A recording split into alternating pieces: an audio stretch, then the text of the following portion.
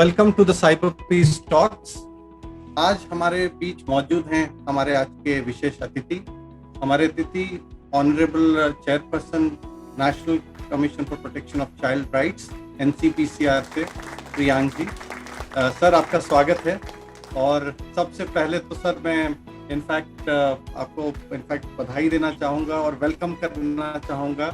आप अभी कोरोना से जंग लड़ करके प्रॉब्ली ये पहला इवेंट है जिसमें आप शामिल हो रहे हैं और हमारे तरफ से बहुत बहुत बधाइयाँ सर आपको। और ये हमारे लिए बहुत ही हैप्पी मोमेंट है कि आप सही सलामत आप और इवन मैम जंग लड़ के हमारे बीच यहाँ पे हैं और पहली प्रोग्राम में आप आ रहे हैं। तो आज का सर हमारा जो टॉपिक है ये है कि चाइल्ड ऑनलाइन सेफ्टी के बारे में हम बात करना चाह रहे हैं। ड्यूरिंग कोविड-19 पैंडेमिक बच्चों को कैसे सुरक्षित रखा जाए साइबर स्पेस में कोविड-19 के दौरान, क्योंकि अब आप तो सब जान ही रहे हैं सर कि किस तरह से ऑनलाइन स्कूलिंग एक नया नॉर्म बन चुका है। बच्चे घर पे बैठे हैं कोविड-19 के दौरान। 2020 में भी ऐसा था, जब 2021 में स्कूल खुलने वाले थे उसी बीच में सेकेंड वेव ने हमें हिट कर दिया। तो दोबारा बच्चे वैसे ही घर में हैं और बहुत लंबे टेन्योर से बच्चे घर में बैठे हुए हैं। और हमारे साइबर पीस फाउंडेशन की भी रिसर्च टीम कॉन्स्टेंटली काम करे। आई एम श्योर NCPCR को भी रेगुलरली रिपोर्ट्स मिल रहे होंगे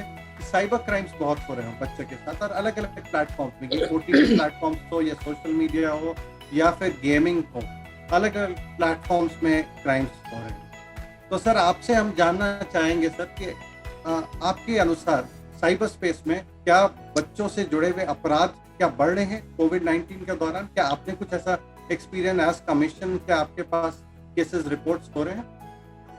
देखिए, डेफिनेटली बच्चे वल्नरेबल हैं और जब वो साइबर स्पेस में होते हैं और जब कोई रेगुलेशन इस तरीके की चीज़ों पर नहीं होता प्रॉपरली, तो बच्चे वल्नरेबल होते हैं और बच्चों के साथ अपराध निश्चित रूप से घट रहे हैं। हमारे पास शिकायतें भी इसको लेकर आई हैं। हम कोर्ट्स में भी ऐसे कई मामलों का सामना कर रहे हैं। तो निश्चित रूप से कोविड टाइम के दौरान जब हम बहुत ज़्यादा डिपेंडेंसी हम लोगों की इंटरनेट पे और डिवाइसेस पे हो गई है, तब निश्चित रूप से जब यहाँ ट्रैफिक बढ़ा है तो बच्चों के साथ वल्नरेबिलिटी बढ़ी है, बच्चों के साथ अपराध भी हो रहे हैं। राइट। तो सर मतलब एक तरह से रिपोर्टिंग, क्या आपके अनुसार रिपोर्टिंग हो रहे हैं? अवेयरनेस कैंपेन्स किए हम यूपी और अलग अलग रीजन्स में, यूपी नहीं कहूँगा, अलग अलग स्टेट, नॉर्थ ईस्ट में भी, साउथ में भी हम गए वहाँ पे और लोगों के साथ अवेयरनेस कैंपेन्स किया, गांव में भी किया, और हमने ये देखा कि लोग आके रिपोर्टिंग नहीं करते हैं। क्राइम्स हो रहे हैं उनके साथ लेकिन चुप रहते हैं यहाँ पे। तो क्या आपका भी सर यही मानना है कि रिपोर्टिंग कम हो रहा है, रिपोर्टिंग नहीं हो पा रहा है और हमें इनकरेज करने की जरूरत है रिपोर्टिंग? बिल्कुल, देखिए, अवेयरनेस जनरेशन की जरूरत है, रिपोर्टिंग को इनकरेज करने की जरूरत है। हमने देखा है कि एडल्ट्स के साथ भी जो साइबर क्राइम होते हैं, कई दफ़ा यही कंप्लेंट एडल्ट्स नहीं करते। तो बच्चों की कंप्लेंट हो सके इसके लिए हमको, हालांकि भारत सरकार का एक रोबस्ट मैकेनिज्म है जो काम कर रहा है, लेकिन स्टेट गवर्नमेंट्स को चाहिए कि ज़्यादा से ज़्यादा संख्या में अवेयरनेस जनरेट करें और लोगों तक ये बात पहुंचाएं कि हमको साइबर क्राइम की कंप्लेंट करना चाहिए। और अब सबसे बड़ी बात यह है कि साइबर क्राइम को अपराध की दृष्टि से देखना पड़ेगा। हम कई बार बहुत सी घटनाओं को आम दिनचर्या में शामिल कर लेते हैं और उसको अपराध मानते ही नहीं है। तो ये आइडेंटिफाई करना कि ये अपराध है और इसके खिलाफ कार्रवाई होनी चाहिए, बहुत जरूरी। राइट। तो क्या सर ट्रेडिशनल जो क्राइम जो बच्चों को टारगेट करके किया जा रहा था वो कम हो रहा है और ज्यादा अब साइबर रिलेटेड या साइबर रिलेटेड ऑफेंसेस अब आ रहे हैं? तो क्या आप देखिए, मैं ये कहूँगा कि तरीका बदला है। क्रिमिनल्स भी हैं, क्राइम भी हो रहा है, लेकिन जैसे मैं कोविड टाइम्स के पहले की भी आपको बात बताऊं तो झारखंड में एक बैकवर्ड डिस्ट्रिक्ट है, नक्सलाइट अफेक्टेड था, गिरिडीह, अभी नक्सलाइट से मुक्त। वहाँ पर मुझे बेंच के दौरान एक शिकायत मिली कि लड़कियों का एक हॉस्टल था, एक स्कूल था, वहाँ बाहर एक लड़का रेगुलर जो ट्रैफिकर था, जो अपराधी था, वो बच्चियों को मोबाइल फोन दे देता था। वो एल्योरमेंट था, वो उन्हें गिफ्ट कर देता था और उसके बाद बातचीत करके ये संभावना बढ़ जाती है कि वो बच्चों को वहाँ से ट्रैफिक करेंगे या ऑनलाइन ट्रैफिकिंग का शिकार बनाएंगे या वीडियोज उनसे बुलाएंगे। तो इस तरीके की चीज़ें बढ़ी हैं। लेकिन हम कई बार ये देखते हैं, हम बहुत से सामाजिक अपराधों को इस तरीके से स्वीकार कर लेते हैं कि उन्हें अपराध मानना बंद कर देते हैं। मैं आपको एक उदाहरण दूंगा आपको, जैसे चाइल्ड मैरिज कई जगह परंपरा के रूप में स्वीकार हो गई, तो हम उसे अपराध नहीं मानते। इसी प्रकार बहुत सी ऐसी चीजें हैं साइबर वर्ल्ड में, जैसे बुलिंग, जैसे एल्योरमेंट्स, ये अपराध है, लेकिन हम इनको अपराध मानते ही नहीं और सामान्य जनजीवन का हिस्सा मान लेते हैं। ये गलत है। तो अवेयरनेस जनरेशन के दृष्टिकोण से यहाँ पे बताना जरूरी है कि अगर आपको कोई धमका रहा है, अगर आपको कोई बुलिंग को परिभाषित करने की जरूरत है कि साइबर स्पेस में बच्चों को किस तरीके से परेशान किया जाता है और वो अपराध है और उसके खिलाफ कार्रवाई होनी चाहिए। राइट।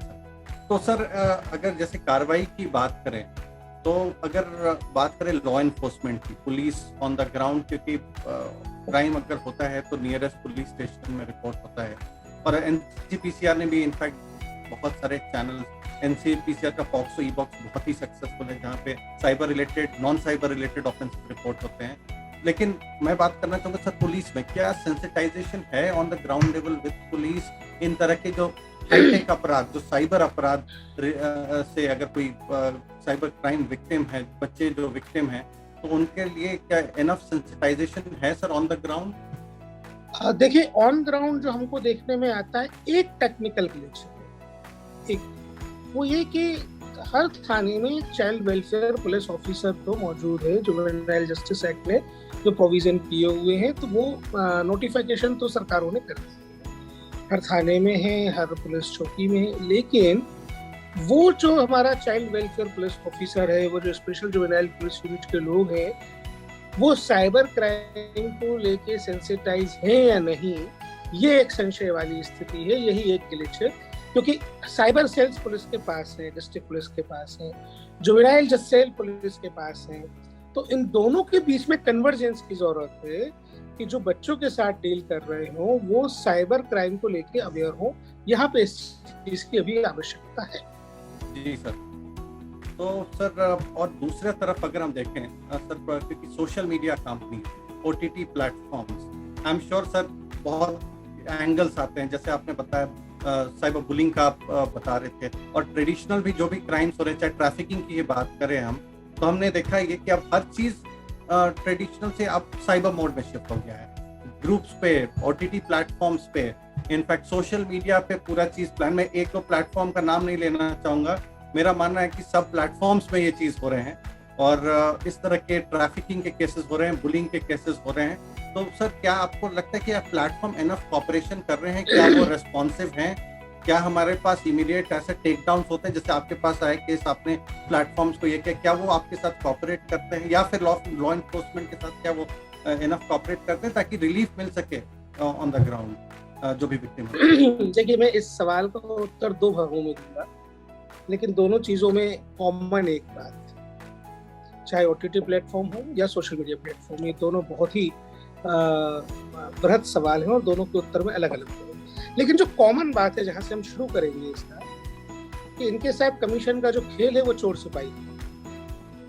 तो जैसा कॉर्पोरेशन चोर सिपाही को देता है, वैसे ही कॉर्पोरेशन ही आपको देते हैं। जब तक हम ताकत के जोर पे, कानून के जोर पे इनसे कानून का पालन कराने के लिए सख्ती नहीं करती, तब तक कोई कॉपरेशन नहीं। और ये मैं बड़ी जिम्मेदारी से कह रहा हूँ। सबसे पहले मैं ओटीटी प्लेटफॉर्म्स की बात करता हूँ। हाल ही में आप लोगों ने देखा होगा, सुना होगा, नेटफ्लिक्स पे बॉम्बे बेगम्स करके सीरीज आई थी। आप देखिए, उसमें एक चाइल्ड आर्टिस्ट को सिगरेट मिले। आप ये देख रहे हैं कि ऑनलाइन ट्रैफिकिंग क्या है। हम लोग समझ रहे हैं आज की तारीख में कि बच्चों को अब कहीं फिजिकली नहीं ले जाया जाता, उनके फोटोग्राफ्स क्लिक करके, उनकी आपत्तिजनक तस्वीरें खींच के बुला ली जाती हैं, उनको बेचा जाता है, उनका सौदा किया जाता है, और बच्चे कब ऑनलाइन ट्रैफिकिंग का शिकार हो गए बच्चों को पता ही नहीं चलता। इस तरीके की चीजों को सीरीज में बढ़ावा दिया, नाबालिग बच्चों के प्राइवेट पार्ट्स के फोटो खींचते हुए दिखाया गया और बड़े एक्सेप्टेबल मोड में दिखाया गया। लेकिन जो बात मैं पहले कह रहा था कि समाज में इस तरीके की विकृतियां आ चुकी हैं कि उन लोगों को ये लगता ही नहीं कि ये अपराध है। और इसमें जो और घातक बात है वो ये है कि जो सरकार की एजेंसी भी इनको रेगुलेट करने का काम कर रही है वो भी इसको अपराध नहीं मान रही। उसका कारण ये है कि जुवेनाइल जस्टिस एक्ट की तरफ, बच्चों के कानूनों की तरफ इन अधिकारियों की भी अवेयरनेस का अभाव। तो कमीशन को भारत सरकार के ही बड़े अधिकारियों को सम्मन करके बुलाना पड़ता है। हमको मुंबई पुलिस को भी सम्मन करके इसमें बुलाना पड़ा और हमको कमिश्नर लेवल के ऑफिसर्स को भी कानून सिखाना पड़ता है जब, तो हमको तकलीफ कि बच्चों के साथ किस तरीके का व्यवहार देश में होना चाहिए, ये हमको कमिश्नर के लेवल पे या सरकार में ऊंचे पदों पर बैठे हुए अधिकारियों को सिखाना पड़े तो बड़ी शर्मनाक परिस्थिति होती है। कारण उसका ये है कि एक आभासी दुनिया इस तरीके की बन रही है और ये प्लेटफॉर्म्स बड़े ताकतवर होते हैं और अपनी रीच की दम पे, अपने कंट्रोलिंग्स की दम पे ये बताना चाहते हैं, ये चुनौती देते हैं बार बार कि हम बच्चों को वल्नरेबल बनाएंगे, आप रोक सके तो रोक रहे हो। कमीशन को यही चैलेंज है, हम इनके चैलेंज को हर बार स्वीकार करते हैं और कोशिश करते हैं कि बच्चों को वल्नरेबिलिटी से निकालें और इनको काबू में रखें। बिल्कुल यही स्थिति सोशल मीडिया प्लेटफॉर्म्स की तरफ है। जब हम सोशल मीडिया प्लेटफॉर्म्स की तरफ देखते हैं तो बच्चे दो तरीके से वल्नरेबल। देखिए, फिजिकल दुनिया में जो एक्चुअल दुनिया है, हकीकत है, उसमें माता पिता को ये पता होता है कि बच्चों की दोस्ती किसके साथ है, बच्चे किससे बात करते हैं, किसके साथ घूमते हैं, कहाँ आते जाते हैं। तो भले ही वो रोका टोकी ना करें, लेकिन उनको पता है अगर गलत बच्चे कर रहे होंगे तो वहाँ पे समझा सकते हैं, प्यार से डांट सकते हैं। जैसे माता पिता को पेरेंटिंग करने का उनका कस्टमरी प्रैक्टिस है, उसके अकॉर्डिंग उसको कंट्रोल करते हैं। तो ये जरूरी है। इसके उलट जो आभासी दुनिया है, जो वर्चुअल दुनिया है, जो सोशल मीडिया की दुनिया है, किसी को नहीं पता कि बच्चों की दोस्ती किससे है। वो एक ट्रैफिकर हो सकता है, वो एक अपराधी हो सकता है, वो एक ड्रग पैडलर हो सकता है, वो कोई भी हो सकता है। इसलिए ये बहुत ही खतरनाक बात है कि केवल बिजनेस की खातिर, चाहे मैं ट्विटर का एग्जांपल जिसको सो कॉल्ड सबसे सेफ माना जाता है, बच्चे बहुत ही खतरे में हैं अगर वो ट्विटर पर। मैं बड़ी जिम्मेदारी से आपको ये बात बताता हूँ। मैं आपको यहाँ एग्जांपल भारत में 18 साल से कम उम्र के बच्चों को पोर्नोग्राफिक कंटेंट दिखाना अपराध है, कानूनन अपराध, और इसमें सजा का अपराध। लेकिन ट्विटर पे 14 साल से ऊपर उम्र के बच्चों को एक्सेस दिया गया है और वहां पे पोर्नोग्राफिक कंटेंट अब उपलब्ध है और बच्चों की रीच में। तो जब आप कोई कंट्रोल नहीं लगा सकते, जब आप लॉ ऑफ लैंड को नहीं मानते, तब आपको बच्चों को एक्सेस नहीं देना चाहिए। और इस बात के लिए हम लगातार अथॉरिटीज को बता रहे हैं, चेता रहे हैं कि ये बहुत बड़ा खतरा है और इस तरीके की सोसाइटी का निर्माण करने का जो ये कॉन्स्पिरेसी है वो बच्चों को खतरे में डाल। दूसरा खतरा एक है, मैं यहाँ व्हाट्सएप को लिंक करूँ। देखिए, ये बदमाशी कहलाएगी। व्हाट्सएप पे जो हम देखते हैं कि ये तो आपने भी इसकी बड़ी इन्वेस्टिगेशन करके हमको बताया कि ग्रुप्स में जब कोई ज्वाइन करता है तो वो कोई किसी को ज्वाइन कराता है, लेकिन आप अप्लाई नहीं कर सकते किसी ग्रुप में ज्वाइन। हमने ट्विटर पे ऐसे व्हाट्सएप ग्रुप की ज्वाइन करने की लिंक देखी जहां $2 में चाइल्ड पोर्नोग्राफिक कंटेंट दिखा। व्हाट्सएप भी दोषी है, ट्विटर भी दोषी है। मजे की बात यह है कि हमने व्हाट्सएप को इस बारे में बुला के पूछा कि भाई ये क्या है, तो व्हाट्सएप ने कहा जी हमारा इस पर कोई कंट्रोल नहीं। झूठ। अगर आपका कंट्रोल नहीं है तो आप इस तरीके के व्यापार को बंद कर दीजिए। आप राक्षस तो खड़े नहीं करेंगे ना समाज में। उनको ये बात तभी भी हम लगातार फोर्स कर रहे हैं कि इस तरीके के ग्रुप्स को रोकिए और बच्चे भी ऐसे ग्रुप ज्वाइन कर सकते हैं। ट्विटर पे लिंक है, ट्विटर पे बच्चे वो ज्वाइन कर लेते हैं। वहाँ अंदर क्या हो रहा है ये किसी को नहीं। तो ये फेसबुक भी इसमें शामिल है, व्हाट्सएप भी इसमें शामिल है, टेलीग्राम भी शामिल है, ट्विटर भी शामिल है। कोई भी सोशल मीडिया प्लेटफॉर्म जहां पे 18 साल से कम उम्र के बच्चों को एक्सेस दिया गया है वो बच्चों के लिए सेफ नहीं है, ये बात समझना होगी। अब यहाँ पे जो दूसरी प्रॉब्लम है वो इंटरनेट सर्विस प्रोवाइडर के साथ लिंक करती है। हमको ये चाहिए कि देश में बच्चों के नाम पर इंटरनेट कनेक्शन लेने के लिए मैकेनिज्म बने, चाहे वो सिम कार्ड के थ्रू हो, चाहे वो लीज लाइन हो, चाहे वो इंटरनेट कनेक्शन। देखिए स्कूल्स में बच्चे इंटरनेट यूज कर रहे हैं, घर पे इंटरनेट यूज कर रहे हैं, ये तो ओपन ट्रुथ है ना कि बच्चे इंटरनेट को एक्सेस कर रहे हैं। Correct. अब यहाँ पे आप देखिए कि कानून का उल्लंघन किस तरीके से होता है। एक ब्रिटिश टाइम का हमारे यहाँ कानून है इंडियन कॉन्ट्रैक्ट एक्ट। अब इंडियन कॉन्ट्रैक्ट एक्ट में नाबालिग बच्चे कॉन्ट्रैक्ट में नहीं जा सकते, अगर जाएंगे तो माता पिता के संरक्षण में जाएंगे। जब हम कोई सिम खरीदते हैं, जब हम कोई इंटरनेट कनेक्शन लेते हैं, तो वो इंडियन कॉन्ट्रैक्ट एक्ट के अंतर्गत आबद्ध होता है। वो जो एक आप लोगों ने, हम सभी लोग देखते हैं, एक बहुत लंबा सा कागज होता है जिसपे इतने छोटे अक्षर होते हैं कि हम ना पढ़ सकें। वो ना पढ़ सकने वाली जो कहानी है वही कॉन्ट्रैक्ट होता है जो इंडियन कॉन्ट्रैक्ट एक्ट के अंतर्गत बनाया जाता है। ये 19वीं सदी का है, 1875-63 कैसा ऐसा कुछ है। खैर, अब वो इंडियन कॉन्ट्रैक्ट एक्ट में बच्चे जब कॉन्ट्रैक्ट में नहीं जा सकते तो हम बच्चों के नाम से न बेचते हैं, ना खरीदते हैं, ना कंपनियां कनेक्शन। आप कभी जाके देखिए बाजार में, बच्चे के नाम से सिम खरीदने की कोशिश करिए, दुकानदार आपको देगा ही नहीं। बच्चे यूज करते हैं ये सबको पता है, लेकिन बच्चे के नाम कनेक्शन नहीं होगा, ये दुर्भाग्य। हम बच्चे को उसके राइट टू पार्टिसिपेशन के हक से वंचित करते हैं, वल्नरेबल बनाते हैं, असुरक्षित बनाते हैं। हमको ये पता ही नहीं है कि कितने बच्चे इंटरनेट यूज कर रहे हैं।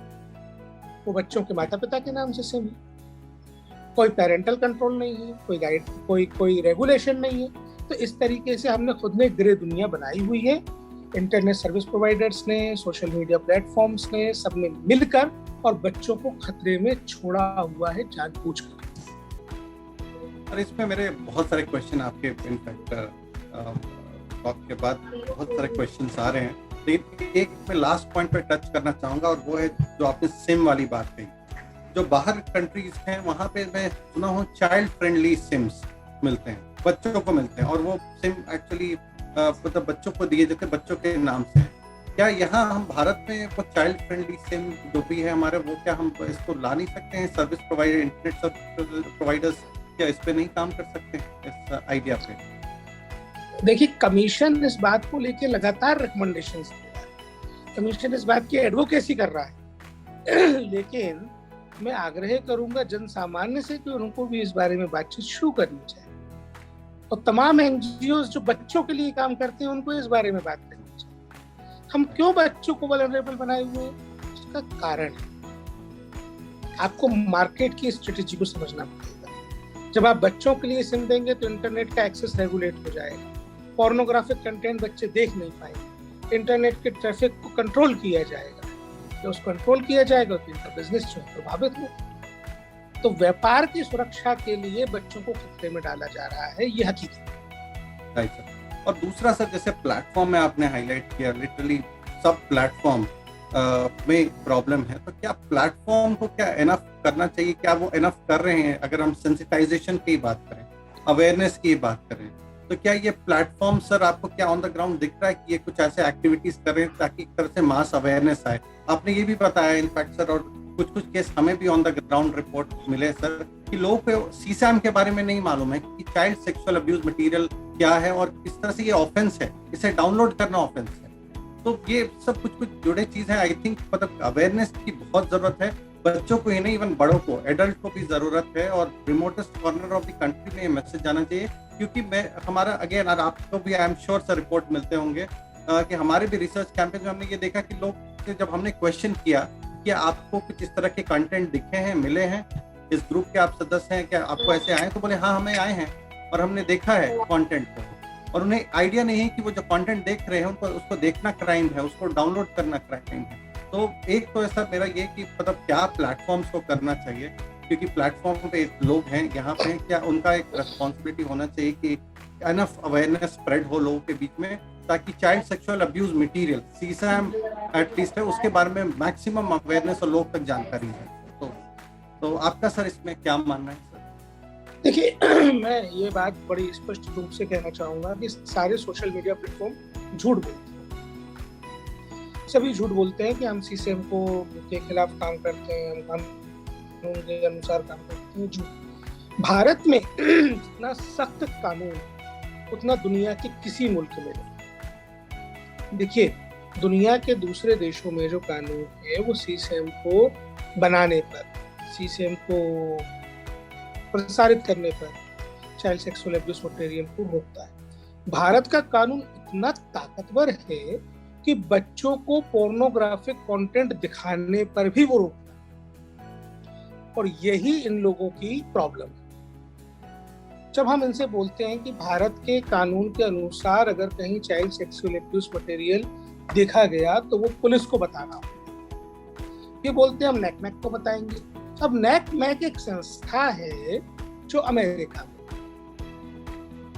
नैकमैक को बताने से भारत के कानून के प्रावधानों की पूर्ति नहीं होती और ये कंपनियां लगातार पॉक्सो एक्ट का उल्लंघन कर रही हैं। और निश्चित रूप से कमीशन को जब इस तरीके की प्रॉपर शिकायतें मिलेंगी, हमारे पास भी ऐसी शिकायतें आने में कमी होगी, हमको भी आवश्यकता ऐसी शिकायतें आए। अगर ये कानून का देश के पालन नहीं करेंगे, हमने काफी दबाव बनाया है, काफी समझाने की कोशिश की है कि भाई भारत में अगर कोई क्राइम इस तरीके का होगा आपको पुलिस को बताना ही पड़ेगा। कुछ मामलों में फिर इन लोगों ने गृह मंत्रालय के साइबर क्राइम पोर्टल पर शिकायत करना शुरू की, पर कुछ मामलों में तो फिर कहूंगा कि अगर ये कंपनियां बाज नहीं आएंगी तो चाहे ट्विटर हो, चाहे फेसबुक हो, चाहे व्हाट्सएप हो, एक दिन वो आएगा जब हमको एफआईआर करा के इनके आला अधिकारियों को जेल भिजवाना पड़ेगा अगर ये अथॉरिटीज को रिपोर्ट करना शुरू नहीं करेंगे। राइट सर, लेकिन सर जैसे नेकमेक है, नेकमेक का आई थिंक एमओयू है नेशनल क्राइम रिकॉर्ड्स ब्यूरो के साथ। तो नेकमेक का कहना है कि हम रेगुलरली इंफॉर्मेशन, जैसे हमारे पास रिपोर्ट आ रहे हैं, हम एनसीईआरटी के साथ हमारा लिंकेज और वहाँ डेटा चेक, क्या मतलब क्या ये एंटायर प्रोसेस इनफैक्ट ऐसा क्यों होता है कि यहाँ से पहले नेकमेक के पास जा, नेकमेक से यहाँ रहा है, तो वो मतलब ये घूम के क्या यहाँ डायरेक्ट रिपोर्टिंग क्यों नहीं हो पा रही है सर? यहाँ पे एक जैसा आप बता रहे हैं कि आज पर भारत के कानून के हिसाब से यहाँ पे रिपोर्टिंग होना जरूरी है, तो आखिर यहाँ पे रिपोर्टिंग क्यों नहीं हो रही है और नेकमेक के पास जाके उधर से फिर रूट होके क्यों आ रही है? ये बदमाशी है इन सारे सोशल मीडिया प्लेटफॉर्म्स की, और वो बदमाशी कर रहे हैं खुद को बचाने के लिए। झूठ बोलते हैं, बुलावे में डालते हैं। नेकमेक अगर एनसीआरबी को इन्फॉर्मेशन दे भी रहा है तो वो कानून का पालन नहीं करेगा। मैं आपको यहाँ एक एग्जांपल देता हूँ। पॉक्सो एक्ट की धारा 19 जो मैंडेटरी रिपोर्टिंग की बात करती है, अगर इस प्रकार का बच्चों के विरुद्ध कोई अपराध हो रहा है तो उसकी तत्काल शिकायत पुलिस को होनी चाहिए। और पॉक्सो एक्ट की ही धारा 21 फिर बात करती है अगर इस प्रकार की शिकायत ना की जाए तो उसमें उस व्यक्ति के विरुद्ध मुकदमा बनेगा जिसने इस जानकारी को छुपाया। तो मैं यही बात कह रहा हूँ, नेकमेक को जानकारी देने से ये प्लेटफॉर्म्स अपनी जिम्मेदारी से नहीं बच सकते। अगर कहीं अपराध हुआ है तो पुलिस को सूचना देनी ही पड़ेगी। अगर ये नहीं देंगे तो कमीशन उस सख्ती की तरफ जा रहा है कि इन कंपनीज के अधिकारियों के खिलाफ मुकदमे बनवाएं और इनको जेल भेजा जाए। इसमें जो टेक्निकली ये लोग परेशान करने वाले काम करते हैं वो ये करते हैं कि इन कंपनीज ने भारत में अपने ऑफिसेज नहीं बनाए। वो फर्दर एक कंपनीज के एक्ट का उल्लंघन है। देखिए, भारत में व्यापार करने के लिए किसी भी कंपनी को या तो अपनी एक सब्सिडरी कंपनी बनानी पड़ेगी, सब्सिडरी कंपनी नहीं बनानी पड़ेगी तो भारत में दफ्तर खोलना पड़ेगा। अब ट्विटर का एग्जाम्पल है, हम जिस अथॉरिटी के साथ बात करते हैं भारत में वो Twitter communication India private limited. अब ट्विटर ने हमको ये लिख के दिया कि Twitter communication India private limited का ट्विटर आईएनसी के साथ कोई वास्ता ही नहीं, तो हम ट्विटर कम्युनिकेशन इंडिया को क्यों कांटेक्ट करते हैं जब उनका उनसे कोई वास्ता ही नहीं है? तो और जब किसी कंपनी ने भारत में दफ्तर नहीं खोला है या भारत में अपनी सब्सिडरी कंपनी नहीं बनाई है तो भारत में व्यापार कैसे कर रहा है? तो ये सवालिया निशान है। जब कुछ लोग जेल जाएंगे तब इन सब सवालों के जवाब उनको मिलेंगे। और सर, क्या इसका सॉल्यूशन डेटा लोकलाइजेशन है? देखिए, बहुत अभी बातें चल रही है कि डेटा लोकलाइज करना, कि जो भी ये कंपनीज हैं, प्लेटफॉर्म्स हैं, इनका डेटा लोकलाइज करने की जरूरत है। वहीं दूसरे साइड लोगों का ये भी मानना है कि डेटा लोकलाइजेशन सॉल्यूशन नहीं है, क्योंकि उस तरह का इकोसिस्टम इंडिया में प्रेजेंट नहीं है जो बाकी कंट्रीज में है। बहुत सारे डिबेट है अराउंड डेटा लोकलाइजेशन। आपका सर क्या मानना है इसमें? नहीं तो इकोसिस्टम का मतलब क्या है? Ecosystem for the sake of companies या for the sake of children? इस देश में दुनिया की सबसे बड़ी बच्चों की आबादी है। हम बाकी सभी स्पेसेस में, बाकी सभी प्लेसेस में, बाकी सारी चीजों में बच्चों को प्रोटेक्ट करने के लिए हमारे पास परफेक्ट इंफ्रास्ट्रक्चर है, साधन है, हम साधन संपन्न मुल्क हैं। इंटरनेट की दुनिया में ऐसा क्या है जो बच्चों को हम प्रोटेक्ट नहीं कर सकते? और अगर किसी को आपत्ति है तो भाई बच्चों का एक्सेस इन प्लेटफॉर्म पे बंद कर देना चाहिए। कमीशन को किसी के व्यापार से कोई विरोध नहीं, कंपनियां खूब व्यापार करें, खूब पैसा कमाएं, इनको कोई विरोध नहीं। बच्चे अगर असुरक्षित होंगे तो बच्चों को उस पर एक्सेस देने से इनको रोकना पड़ेगा। बच्चों की सुरक्षा के साथ समझौता नहीं किया जा सकता। आप डेटा लोकलाइजेशन की बात कर रहे हैं, यहाँ तो कंपनी ही नहीं है, यहाँ डेटा भी होना चाहिए, कंपनी भी यहाँ होनी चाहिए। हमको अपराध के मामले में आपको याद होगा 1984 में जब भोपाल में गैस कांड के तुरंत बाद एंडरसन भाग गया, एंडरसन को तात्कालिक सरकार ने भगा दिया। अब जब एंडरसन भाग गया तब कानून नहीं था, तो हम ऐसे ही स्थितियों को रोकना होगा, इनको कंट्रोल करना। तो इस प्लेटफॉर्म के बारे में जो एक बात रह गई है वो ये है कि जो दूसरी दो चीजें और हम लोगों को देखने को आ रही हैं, इन सोशल मीडिया प्लेटफॉर्म्स के थ्रू डार्क वेब के या डीप वेब के या डार्क नेट के टूल्स अवेलेबल हैं, वो बहुत ही घातक है।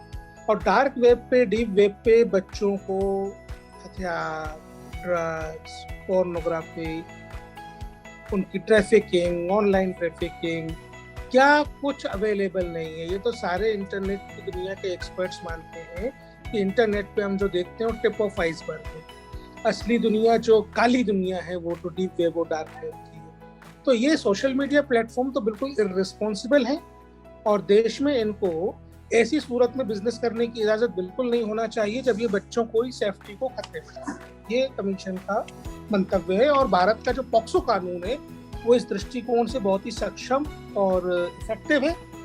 और हमको उम्मीद है कि हम जैसे जैसे इस कानून का एनफोर्समेंट बढ़ा पाएंगे, इनकी अकल ठिकाने आएगी। Right sir. तो सर इसके बाद में एक बहुत ही इम्पोर्टेंट चीज पे डिस्कस करना चाहता हूँ, इस रिपोर्टिंग। तो सर अगर किसी के साथ, किसी बच्चे के साथ कोई अपराध हो जाता है अगेन, या फिर किसी बच्चे को कुछ ऐसा कंटेंट दिखाया जा रहा है जिससे वो अनकंफर्टेबल हो, तो सर क्या प्लेटफॉर्म एग्जिस्ट करते हैं, कहाँ पे वो बच्चे या केयर गिवर्स, पेरेंट्स कहाँ जा सकते हैं और रिपोर्ट कर सकते हैं? इनफैक्ट आम नागरिक भी अगर जिनके नज़र में ऐसे केसेस आते हैं तो वो कहाँ जाके कैसे रिपोर्ट कर सकते हैं? तो अगर आप सब कुछ शेयर करें। देखिए, भारत सरकार ने जो सबसे बेहतरीन काम किया है इस दृष्टिकोण से, मैं बहुत आभार व्यक्त करता हूँ इस चीज़ के लिए केंद्रीय गृह मंत्री जी का, कि साइबर क्राइम पोर्टल एक बनाया गया और शिकायत करना बड़ा आसान हो गया है। cybercrime.gov.in, इस पे जाएं और तत्काल शिकायत दर्ज करें। अपने इलाके के पुलिस थाने को बताएं अगर कहीं शिकायत दर्ज करने में दिक्कत है, साइबर क्राइम की शिकायत नहीं दर्ज हो पा रही है, पुलिस थाने में नहीं हो पा रही है, कार्रवाई नहीं हो रही है, तो वो कमीशन को बता सकते हैं जब बच्चों के साथ इस तरीके का क्राइम हो। अपने राज्य बाल आयोग को बताएं, स्टेट कमीशन को, या NCPCR को बताएं। मेरा ईमेल आईडी में यहाँ एक बार बोल देता हूँ, आप चैट बॉक्स में डाल भी दीजिएगा प्लीज। cp.ncpcr@nic.in, cp.ncpcr@nic.in ईमेल कर दें। ncpcr.gov.in हमारी वेबसाइट है, हमको शिकायत कर दें, हम लोग तत्काल कार्रवाई। Right sir. और सर एक और चीज़ है, जैसे हम जैसे NGOs या फिर कुछ एकेडमिक बॉडी जो रिसर्च करते हैं, हमारे पास भी सर जैसे हम CSAM पे रिसर्च कर रहे थे। अब CSAM में रिसर्च करने के दौरान बहुत सारे ऐसे कंटेंट आ जाते हैं हमारे फ़ोन में या हमारे कंप्यूटर्स पे। हमारा इंटेंट है पॉजिटिव, हमारा इंटेंट है ऐसी चीज़ों का पता लगाना, हमारे इंटेंट है ऐसे प्लेटफॉर्म्स का जहाँ पे इश्यूज हो रहे हैं उसका पता लगाना। तो अगर हम उस इंटेंट से, पॉजिटिव इंटेंट से अगर कोई रिसर्च करते हैं with the intent of reporting, तो क्या ये क्राइम माना जाएगा सर? देखिए, मेरा इसमें केवल ये मानना है कि जब भी कभी आप ऐसी प्रकार की रिसर्च करते हैं जहाँ ऐसा अंदेशा हो कि ये आएगा, तो अपने इलाके की पुलिस की साइबर सेल को एक बार पहले सूचना दे दीजिए, क्योंकि जब वो लोग इंक्वायर कर रहे होते हैं, जब वो लोग इन्वेस्टिगेट कर रहे होते हैं और उन्होंने बज लगाए होते हैं, तो हो सकता है कि आपका आईपी एड्रेस ट्रैक हो जाए कि इससे ये एक्सेस हुआ। तो पहले से उनकी जानकारी में हो कि आप एक इंस्टीट्यूट है, इस तरीके से काम करते हैं, और आप उनको लूप में ले लीजिए तो ये ज़्यादा अच्छा होगा, आसान होगा सभी। राइट। इसके साथ सर मैं इनफैक्ट 2-3 क्वेश्चंस और बच रहे हैं और नेक्स्ट मैं मूव करना चाहूँगा ऑनलाइन गेमिंग पे। आपका सर क्या मानना है ऑनलाइन गेमिंग, ई स्पोर्ट्स? बच्चे आजकल के दिन में, मेरे घर के बच्चे खुद दिन भर ऑलमोस्ट मैं देखता हूँ आज क्योंकि क्लासेस बंद हो गए हैं, छुट्टियाँ हो गई हैं, तो फ्री फायर में लगे हुए हैं, अलग अलग सारे गेम्स में लगे हुए हैं। तो सर आपका क्या मानना है, क्या क्राइम्स इन प्लेटफॉर्म्स, इन गेम्स पे भी या ई स्पोर्ट्स जो भी हैं इन पे भी क्राइम्स हो रहे हैं? बच्चों को क्या टारगेट किया जा रहा है इन प्लेटफॉर्म से? अगर है तो कैसे सर बचाएं बच्चों को इन प्लेटफॉर्म? देखिए, मैं यहाँ पे नाम लेके बताना चाहूँगा गेमिंग प्लेटफॉर्म का। पबजी का एक एग्जाम्पल है।